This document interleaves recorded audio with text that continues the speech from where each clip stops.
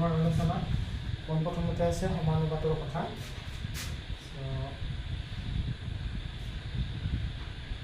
সমানুপাত হ'ব লাগিলে চাৰিটা ৰাখি থাকিব। সাপোজ এ বি চি, এ আৰু বিৰ যিটো অনুপাত চি আৰু ডিৰ অনুপাত কি হ'ব লাগিব? একে হ'ব লাগিব। যদি একে হয় তেতিয়াহ'লে সমানুপাতত থকা বুলি ক'ব, মানে সমান অনুপাতত, আৰু ইয়াৰ অনুপাতটো যিখিনি মান হ'ব, ইয়াৰ অনুপাতৰ যিখিনি মান হ'ব সেইখিনি একে হ'ব লাগিব। যদি একে হয় তেতিয়াহ'লে সমানুপাতত থাকিব, যদি একে নহয় সমানুপাতত নাথাকে। আমাক যদি তেনেকুৱা প্ৰশ্ন দিয়া আছে, দশম শ্ৰেণীৰ প্ৰথম প্ৰশ্নটো ৰিভিজন 1ৰ প্ৰথমত দিয়া আছে 12:21 and 32:56। আমাক এইটো দিয়া আছে 12:21, 32:56। ইয়াৰ যদি আমি অনুপাত উলিয়াওঁ, 3 আমি কাটিব পাৰোঁ, 3 4 গুণ 12, 3 7 গুণ 21, সেইটো হৈ গ'ল 4/7। আকৌ এইটো যদি আমি লিখোঁ 32/56, তাক আমাৰ 8ৰে কাটিব পাৰোঁ, 8 4 গুণ 32, 8 7 গুণ 56, 4/7 হ'ল। ইয়াৰ যিটো মান আৰু ইয়াৰ মান এই দুটাই আমি একে পালোঁ, গতিকে 12:21 আৰু 32:56 এই সমানুপাতত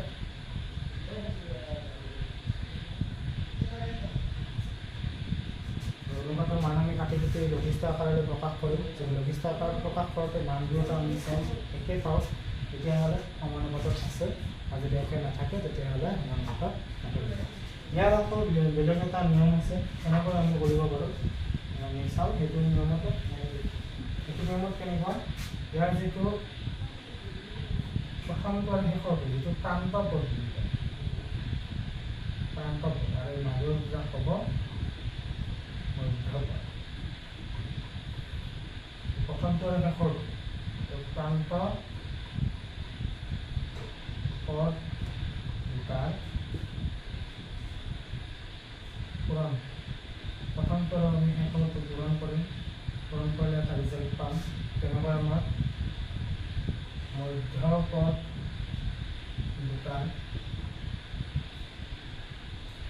পূৰণ কৰিলে মধ্যপদ দুটা হ'ব 21 আৰু 32। আমি যদি মাল্টিপ্লিকেশ্যন কৰি চাওঁ, পূৰণ কৰি চাওঁ, তেতিয়াহ'লে 12 আৰু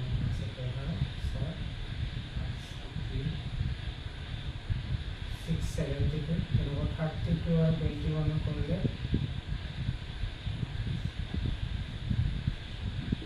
670। এই দুটা ৰিজাল্টটো আমাৰ চেম পোৱা গৈছে। গতিকে আমি অনুপাত মিলাই কেনে আমি এনেকৈ প্ৰান্তপদ দুটাৰ গুণনফল আৰু মধ্যপদ দুটাৰ গুণনফল আমি চেক কৰি চাব পাৰোঁ। যদি ইয়াৰ উত্তৰ দুটা ৰিজাল্ট দুটা চেম হয় তেতিয়াহ'লে সমানুপাতত থাকিব, যদি ৰিজাল্ট দুটা বেলেগ বেলেগ হয় তেতিয়াহ'লে সমানুপাতত নাথাকিব। মই 1 নম্বৰটো একো কৰি দিছোঁ, ঠিক তেনেধৰণে বি চি ডি কৰিব পাৰিম। তো আমি 2 নম্বৰ অংকটো আমি আলোচনা কৰিম। ৰিভিজন 1ৰ 2 নম্বৰত আছে তলৰ কোনবোৰ সংখ্যা ক্ৰমে সমানুপাতত থাকিব। সমানুপাতত থকাৰ কথা সুধিছে, ক্ৰম অনুসাৰে দিয়া আছে 2 6 6 2।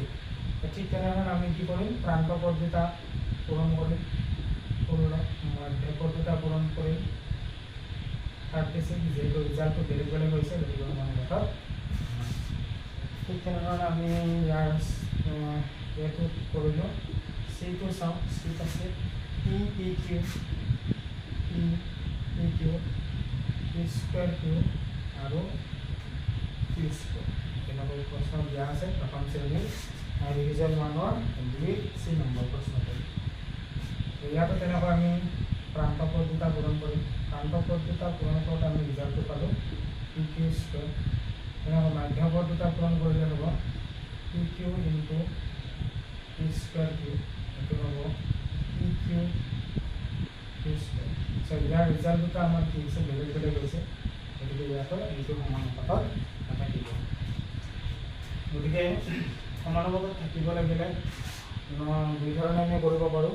এবাৰ অনুপাত উলিয়াই তাৰ লঘিষ্ঠ আকাৰতে প্ৰকাশ কৰিলে যদি লঘিষ্ঠ আকাৰটো একে হয়, উত্তৰটো একে হয়, তেতিয়াহ'লে সমানুপাতত থাকিব।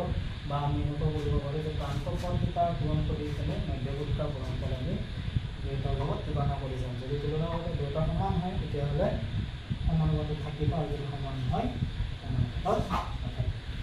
এনেকৈ এ আৰু চিটো কৰি দিলে বাকী দুয়োটা তোমালোকে নিজে নিজে কৰিব। প্ৰশ্নত দিয়া আছে খালী ঠাই পূৰ কৰিব দিছে। বৃত্তৰ খালী দিয়া আছে a = πr²। আৰটো হ'ল ব্যাসাৰ্ধ, পাইৰ আমাৰ নিৰ্দিষ্ট মান থাকে, ঠাইটো হ'ব বৃত্তৰ ব্যাসাৰ্ধ, পাইটো আমি জানো 22/7, এইটো ধৰি লোৱা মান, মানে পাইটো অপৰিমেয় সংখ্যা আমি পাই পাইৰ নিৰ্দিষ্ট মান থাকিব। এইটোৱে কালি বুজাইছে, যেতিয়া আমি ব্যাসাৰ্ধ বঢ়াই দিলে কি হ'ব, এৰ ভেলুটো বাঢ়ি থাকিব। অৰ্থাৎ এ মানে আছিলে πr²। যদি আৰৰ মান 1 দিওঁ সেইটো হ'ব পাই ইনটু 1 মানে পাই। আৰৰ মান যদি 2 দিওঁ তেতিয়াহ'লে 2 পাই। আৰৰ মান 3 দিলে 3 পাই। মানে যেতিয়া আৰৰ ভেলুটো আমি লাহে লাহে বঢ়াই গৈছোঁ, তো আমি গম পাইছোঁ যে এই ভেলুটো লাহে লাহে বাঢ়ি গৈছে। ঠিক তেনেদৰে আমি যদি আৰৰ ভেলুটো কমাই দিওঁ তেতিয়াহ'লে এই ভেলুটো কমি যাব। ইয়াৰ পৰা আমি ক'ব পাৰিম তাত লিখা আছিলে যদি এ বাঢ়ে তেন্তে আৰ কি হ'ব, এইটো দিছে। যদি এ বাঢ়ে আৰ কি হ'ব, বাঢ়িব। ঠিক তেনেধৰণে যদি আৰ কমে তেতিয়াহ'লে এই কি হ'ব, আমি গম পাইছোঁ যে আৰৰ ভেলু বঢ়াই দিয়াৰ লগে লগে কালিৰ ভেলুটো লাহে লাহে বাঢ়ি গৈছে। ইয়াতে পাই আছিলে 2 পাই আহিছে, 3 পাই আহিছে। ঠিক তেনেকুৱা ওলোটা পইচানে যদি আমি কমাই দিওঁ তেতিয়াহ'লে এইটো লাহে লাহে কমি যাব। গতিকে বাঢ়িলে বাঢ়ে আৰু কমিলে কমে। তেনেকুৱা হ'লে সেই যিটো সমানুপাতক কয় প্ৰত্যক্ষ সমানুপাত। বাঢ়িলে বাঢ়ে আৰু কমিলে কমে, তেতিয়াহ'লে সেই সমানুপাতক কি বুলি ক'ব, প্ৰত্যক্ষ সমানুপাত বুলি ক'ব বা প্ৰত্যক্ষ বিচৰণ বুলি ক'ব। প্ৰত্যক্ষ বিচৰণত কি হয়, কিবা এটা ভেলু মান বাঢ়ি গ'লে তাৰ লগত ৰিলেটেড বস্তুটোৰ মানটো লাহে লাহে বাঢ়ি যায়। চ' নেক্সট প্ৰশ্ন আছে, এখন গাড়ীৰ ভ্ৰমণৰ সময়ত টি আৰু দূৰত্ব ডিৰ সম্বন্ধটো তলৰ তালিকাত দিয়া হয়। সময় বেছি হ'লে আমি অতিক্ৰম কৰা দূৰত্ব নিশ্চয় বেছি হ'ব। 3 ডিটো দিয়া আছে, মনে কৰা আছে 8.2 নম্বৰ। টি আৰু ডি ভেলু দিয়া আছে 1 2 3 4 5 1 2 3 4 তেনেকৈ দিয়া আছে। আৰু ঠিক তেনেকৈ তলত দিয়া আছে 4 8 12 16 20 28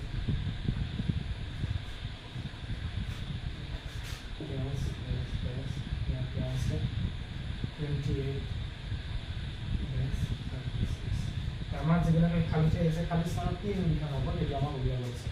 আমি যদি টিটো হ'ল সময় আৰু ডিটো হ'ল দূৰত্ব। আমি গৈ থকা অৱস্থা, সময় বাঢ়িলে দূৰত্ব, অতিক্ৰম কৰা দূৰত্ব নিশ্চয় বাঢ়িব। গতিকে ইয়াৰ ক্ষেত্ৰত আমি গম পাওঁ যে এইটো সময় আৰু দূৰত্বটো প্ৰত্যক্ষ সমানুপাতিক। প্ৰত্যক্ষ সমানুপাতিক হ'লে একদম চিম্পল লজিক, ইয়াত কণাকণি যিটো মাল্টিপ্লিকেশ্যন পূৰণ পদ, এই কণাকণি পূৰণ পদটো একে হয়।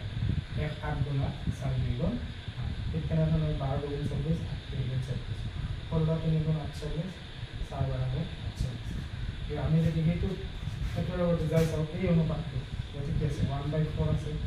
ইয়াত আমাৰ যদি 6 দিয়ে এইটো আমাৰ উলিয়াব লাগিব।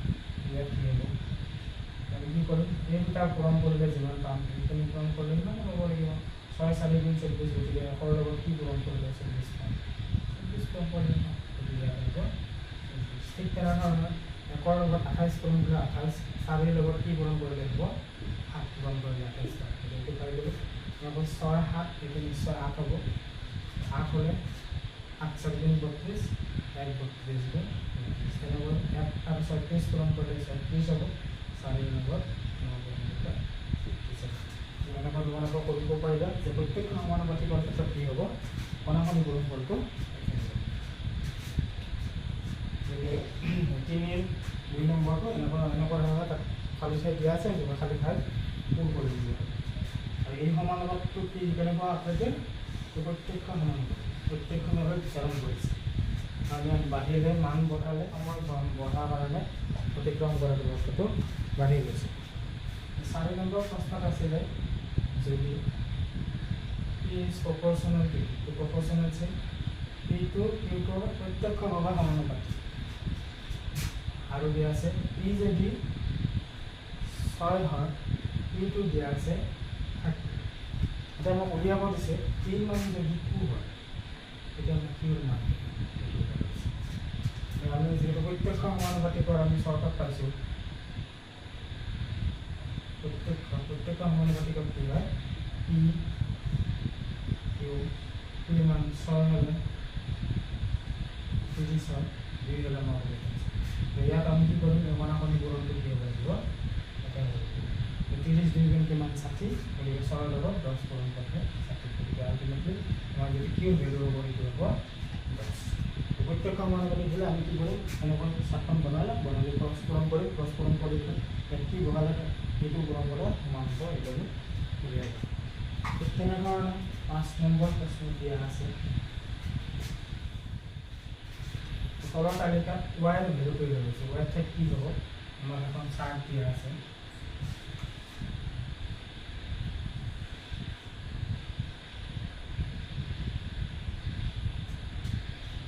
F32 weight হলো 8.5 ইয়াত তোমালোকে লক্ষ্য কৰিলে গম পাবা 1 2 4 8 এখানে ক্ৰমান্বয়ে দি গৈছে বাঢ়িছে আৰু এখানে 32 হলো 8 এখানে কি হৈছে এখানে বাঢ়িছে কিন্তু এখানে কমিছে যে বাঢ়িলে যদি কমে বা কমিলে যদি বাঢ়ে তেতিয়াহ'লে এই অনুপাতটো হ'ব এই সমানুপাতিক কি হ'ব পৰোক্ষ সমানুপাতিক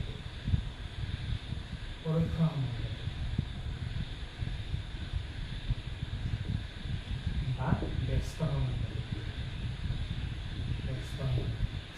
পৰোক্ষ সমানুপাতিক হ'লে তাৰ প্ৰত্যক্ষ ওলোটা ইয়াত প্ৰত্যক্ষ আছিলে বনাবনি গুণ ইয়াত হ'ব চিলিণ্ডাৰ এইকেইটা গুণ কৰিলে 32 গুণ 32 4 2 গুণ 32 8 4 গুণ 32 ইয়াত হ'ব 8 4 গুণ 32 এই y ভ্যালুটো হ'ব 4 ইয়ানে তোমালোকে নিশ্চয় কৰিব পাৰিবা বেলেগ বেলেগ বিভিন্ন সংখ্যা দিয়া থাকে তেতিয়াহ'লে তোমালোকে কৰি চাবা